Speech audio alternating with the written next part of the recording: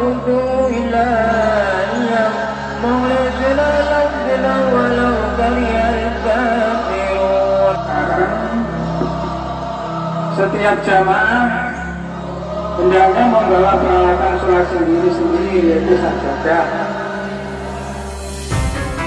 Yang kedua, jamaah harus menggunakan masker. Jadi kami jaga kemungkinan bahwa yakin insya Allah gitu, kenapa-napa tapi kami jaga. Lajeng pengaturan shop dalam masjid minimal 1 meter ya, minimal orang tahu pun dalam 1 meter kebaya dan kamar. Nah ini yang langkah dikira-kira setunggal tekel, lajeng barisannya mereka lurus. Ya mereka potong serabut ke Serojo. Kita tambahan berapa kita jogo? Ujian apa?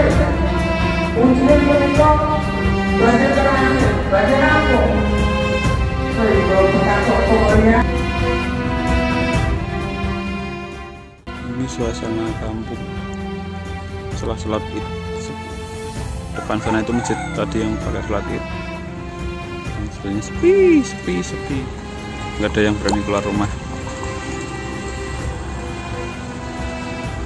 1-2 orang tok.